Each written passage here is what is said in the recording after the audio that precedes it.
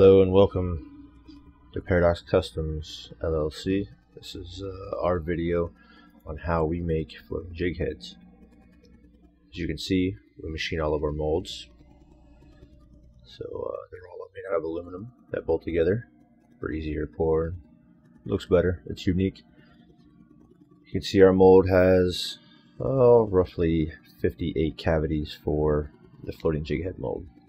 We have to insert our hooks one by one in each one of these cavities. Obviously it takes a little while, but put them in one by one, make sure they're all aligned properly, so that way when you close the mold it creates a somewhat liquid tight seal for the forced resin to go in each one of those cavities there, and fill that cavity completely so we don't have any waste. Once we get the jig loaded, we double check to make sure that all the hooks are in, seated correctly, and then we bolt it together. We got 6mm Allen head bolts, like I said before, to make that seal that we're looking for, so that way we don't lose any liquid, and the liquid that we do lose is minimal. We go ahead and tighten it down. Once we get all the bolts tightened, we verify along both of the sides that that it is in fact seated correctly and there's no gaps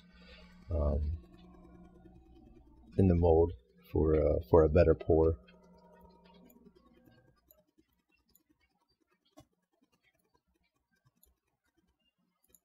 Then, once we do that, we go ahead and mix our resin. We use Alumilite from the Alumilite Corporation, along with some of their other products. We found that it gives us a good consistency. No need to paint because we can dye our material, so we don't have to fool with any type of clear coating process or any paints of any kind.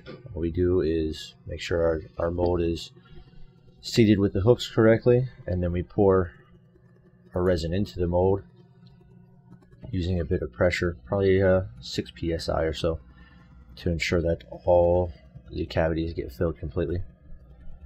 We allow it to set for about 5 or 10 minutes per side. There's 2 sides to this mold, and once it has sat that long, then we go ahead and unbolt it. Take out the 6 Allen head bolts that we inserted before. We pull the mold apart, and then we double check that that everything has poured correctly, which it looks like it has. Now the colors are a little off, but that's because it's a trial run on a new color. Anyway, as you can see, all the cavities are filled completely, which is what we're looking for. There's a little bit of excess that is poured down from the pressurization. However, that's not a big deal. It just peels right off. This flashing is, no problem. And once we remove it from this mold, we will test every 20 or every, I believe it's every 27th part, to ensure that it does have the floating